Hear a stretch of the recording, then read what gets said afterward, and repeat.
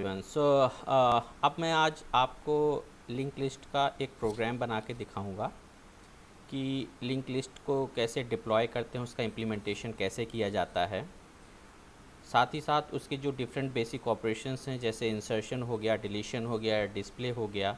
अगर मैं इंसर्शन की भी बात करूं तो इस इंसर्शन एट स्पेसिफिक पोजीशन है, insertion at the beginning of the link list है, इंसर्शन एट द एंड है।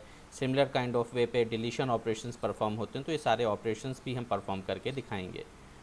इसके लिए मैं आपको एक मैंडेटरी चीज़ बोलना चाहूँगा कि आप इस प्रोग्राम को तभी समझ पाएंगे जब आपने मेरे प्रीवियस वीडियोस जो लिंक लिस्ट से रिलेटेड हैं उनको देख रखा है, तभी आप इनके स्टेप्स को यहाँ पे इजी गोइंग वे पे समझ पाएंगे।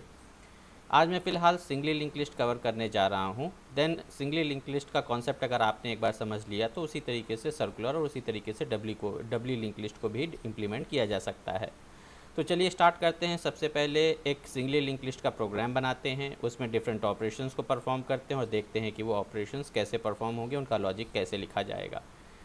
इस प्रोग्राम में मैं आपको सबसे पहले बताना चाहूँगा कि हमें जो हेडर फाइल की आवश्यकता है, चूँकि हम यहाँ डायनेमिक मेमोरी एलोकेशन करेंगे। जैसा कि आप जानते हैं कि जो लिंक लिस्ट है वो डायनेमिक मेमोरी एलोकेशन के कॉन्सेप्ट को फॉलो करती है। तो उसके लिए जो मैलॉक और फंक्शन वगैरह का हमें यूज़ करना है रन टाइम पे मेमोरी एलोकेशन के लिए, उसके लिए एक स्टैंडर्ड लाइब्रेरी यूज़ करते हैं stdlib.h।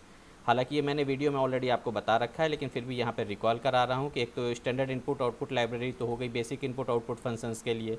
साथ ही साथ जो हमारे डायनेमिक मेमोरी एलोकेशन के फंक्शंस हैं, सी लैंग्वेज की बात मैं कर रहा हूँ, उसके लिए स्टैंडर्ड लाइब्रेरी .h हमें stdlib.h को यहाँ पे इंपोर्ट करना पड़ेगा। फाइन। अब इसके बाद में जो कुछ बेसिक फंक्शंस हैं, जैसा कि मैं यहाँ दिखाना चाहूँगा, उन सब के प्रोटोटाइप अपने यहाँ डिक्लेयर कर दिए। पहला जो टास्क हम करेंगे वो लिंक लिस्ट क्रिएट करने का करेंगे। दूसरा टास्क होगा लिंक लिस्ट को डिस्प्ले करने का।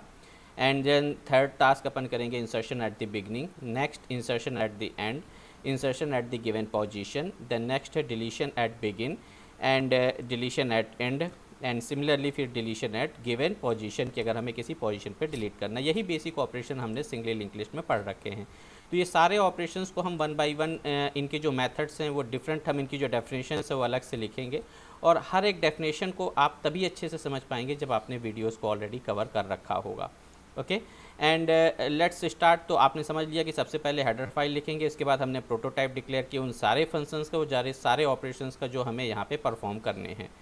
नेक्स्ट जो मेन टास्क होती है वो है स्ट्रक्चर का डिक्लेरेशन। जैसा कि मैंने आपको कहा कि जो नोड टाइप का स्ट्रक्चर हमें डिक्लेयर करना होगा, उस स्ट्रक्चर के अंदर हम दो पार्ट क्लियर करेंगे। एक तो पहला पार्ट होगा डेटा पार्ट, जिसमें हम इंटीजर टाइप का डेटा स्टोर कर सकते हैं, और दूसरा पार्ट है नेक्स्ट पॉइंटर, जो कि नेक्स्ट नोड के एड्रेस को होल्ड करने का काम करेगा। चूँकि ये एड्रेस को होल्ड करने का काम करेगा तो डेफिनेटली ये एक पॉइंटर होगा, और पॉइंटर डिक्लेरेशन करने का तरीका है कि वेरिएबल नेम के आगे जब हम एस्ट्रिक का साइन लगा देते हैं तो वो पॉइंटर डिक्लेरेशन कहलाता है।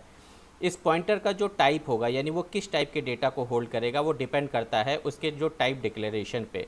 चूँकि ये जो पॉइंटर है ये एक नोड टाइप के स्ट्रक्चर को पॉइंट करने वाला है, नोड टाइप के स्ट्रक्चर के एड्रेस को होल्ड करने वाला है, इस वजह से हमने इसके डेटा टाइप को स्ट्रक्ट नोड डिक्लेयर कर रखा है। फाइनली हमने जो स्टार्ट हमने एक पॉइंटर लेना था, आपको अगर याद हो तो मैंने स्टार्ट पॉइंटर के बारे में बताया था कि स्टार्ट पॉइंटर वो पॉइंटर होगा जो हमारी लिंक लिस्ट के पहले नोड के एड्रेस को होल्ड करने का काम करेगा, जिससे कि हमारी लिंक लिस्ट हमेशा हमें आइडेंटिफाई रहे कि वो कहाँ से स्टार्ट हो रही है, और फर्दर तो फिर हम नेक्स्ट पॉइंटर का यूज़ करके पूरी लिंक लिस्ट को एक्सेस कर सकते हैं। इनिशियली हमने स्टार्ट पॉइंटर डिक्लेयर किया है। स्टार्ट पॉइंटर भी चूँकि एक पॉइंटर होगा और एक एड्रेस को होल्ड करने का काम करेगा, वो भी नोड टाइप के स्ट्रक्चर का, तो दैट्स वाई इसका भी जो टाइप डिक्लेरेशन है वो स्ट्रक्ट नोड टाइप का है। और साथ ही साथ जब इनिशियली हम लिंक लिस्ट क्रिएट करते हैं और अभी किसी नोड को हमने ऐड नहीं किया है, तो हमने स्टार्ट की वैल्यू को नल पे सेट कर दिया है। नल ये रिप्रेजेंट करता है कि लिंक लिस्ट तो क्रिएटेड हो गई है, लेकिन अभी लिंक लिस्ट में कोई भी एलिमेंट इंसर्ट नहीं किया गया है। आगे चलते हैं, मेन फंक्शन पे बात करते हैं। मेन फंक्शन में सबसे पहली बात आती है चॉइस। यहाँ पे हमने जो वेरिएबल लिया वो चॉइस ले रखा है। चॉइस इसलिए क्योंकि हम सामने एक मेन्यू डिस्प्ले करेंगे।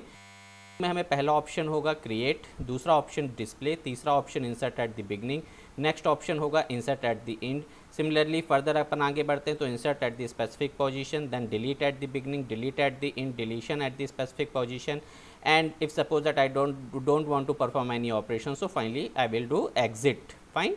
और इस तरीके से ये मेन्यू हमारा सामने डिस्प्ले होना चाहिए। चूँकि menu each and every time when ever you will perform one single operation, every one single operation के बाद में मेन्यू डिस्प्ले हो, तो दैट्स वाई हमने यहाँ वाइल 1 का लूप लगा दिया है। 1 इट मीन जब तक कंडीशन ट्रू है, जब तक हम एग्जिट नहीं करते हैं, तब तक हमारा ये जो मेन्यू है, ये जो ऑप्शंस हैं वो हमें डिस्प्ले होने चाहिए।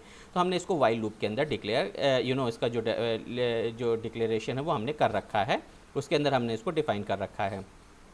आगे चलते हैं। अब बात आती है चॉइस इंटर करने की। तो डेफिनेटली अब आपको इन आउट ऑफ 9 चॉइस में आपको कोई एक चॉइस इंटर करनी होगी। चूँकि जो चॉइस नाम का वेरिएबल है इसको मैंने इंटीजर टाइप कर लिया है, तो दैट्स वाई आपको चॉइस आइदर 1 to 9 कोई भी चॉइस इंटर करनी होगी। दैट्स वाई आपने जैसे ही चॉइस इंटर की उसके बाद में स्विच केस चालू हो जाएगा। आपकी चॉइस के अकॉर्डिंग कौन सा पर्टिकुलर केस एग्जीक्यूट होगा ये डिपेंड करता है। अगर आपने चॉइस 1 चूज़ की है, it means it will go for the creation, and if you have choose the choice 2, so that's why it will go for the display, and similarly बाकी rest of the choice के लिए है। अगर आप कोई भी टास्क परफॉर्म नहीं करना चाहते हो और आप अपने आउटपुट से बाहर आना चाहते हो आउटपुट स्क्रीन से, so that's why you can go through with the 9th number option. If you are pressing the 9 key, so that's why on that time it will get exit. इनमें से out of 9 अगर आपने कोई भी option choose नहीं किया और कोई रॉन्ग ऑप्शन अगर चूज़ करते हो, तो डिफ़ॉल्ट केस आपको ये बताता है कि you have entered the wrong choice. अगर इनमें से कोई भी एक केस अगर आपने इंटर नहीं किया हुआ है, तो आपको डिफ़ॉल्ट चॉइस का मैसेज पास कर देगा। तो इस तरीके से स्विच का आपने यहाँ पे ओपन किया और यहाँ स्विच क्लोज हो गया। एंड सिमिलरली जैसा कि वाइल लूप स्टार्ट हुआ था, वैसे यहाँ पे वाइल लूप का अपन ने क्लोज कर दिया। गेट ch फंक्शन अपन ने स्क्रीन को होल्ड करने के लिए किया हुआ, और फाइनली हमारा मेन फंक्शन यहाँ कंप्लीट हो जाता है। अब जैसा कि आप देख सकते हो कि अगर हमारा केस 1 होगा तो क्रिएट फंक्शन कॉल होगा, जिसका काम होगा लिंक लिस्ट को क्रिएट करना। दूसरा, अगर आपने चॉइस 2 प्रेस की होगी तो डिस्प्ले फंक्शन कॉल होगा, जिसका काम होगा सारे कंटेंट को जो लिंक लिस्ट में प्रेजेंट हो उसको डिस्प्ले करना, ऑल एलिमेंट्स को।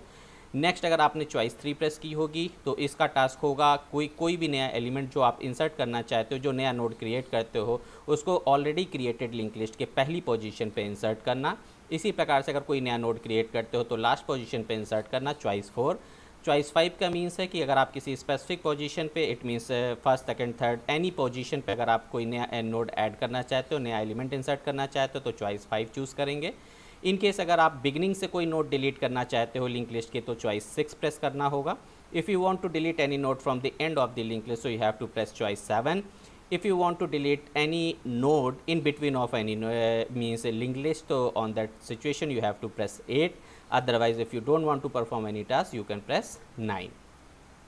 इस तरीके से अब आप देख सकते हो मेन फंक्शन के खत्म होने के बाद में अब बारी आती है इन सारे फंक्शंस की एक एक करके डेफिनेशंस लिखना। तो जैसा कि आप देख सकते हो मैंने अभी केवल यहाँ टेम्पलेट क्रिएट किया हुआ है। इस टेम्पलेट के अंदर सारा का सारा जो स्ट्रक्चर है क्रिएट के लिए, डिस्प्ले के लिए, सारा मैं एक एक करके डिफाइन करूँगा और एक एक करके इनके छोटे छोटे वीडियो बनाकर मैं आपको प्रोवाइड करूँगा, जिससे कि आप सारे फंक्शंस को क्लियरली समझ सकें। वंस अगेन मैं रिपीट करना चाहूँगा कि इन फंक्शंस की जो भी हम यहाँ डेफिनेशंस लिखेंगे, उस डेफिनेशन को आप तभी समझ पाएंगे जब आप वीडियो को ऑलरेडी कवर किए होंगे, तो उन फंक्शंस को समझना आसान हो जाएगा। फिर भी मैं यहाँ पे एक्सप्लेन करके आपको बताऊँगा। अब सबसे पहले मैं स्टार्ट करूँगा क्रिएट फंक्शन की डेफिनेशन लिखना, देन उसके बाद डिस्प्ले फंक्शन, इसी तरीके से इंसर्ट बिगिन फंक्शन की डेफिनेशन लिखूँगा, then insert end, then insert position, delete begin, delete end delete position. इस प्रकार से जब इन सारे फंक्शंस की डेफिनेशंस अपन लिख लेंगे तो हमारा पूरा का पूरा प्रोग्राम कंप्लीट हो चुका होगा। Then we can execute that program and we'll see the output. So let's start with the create function.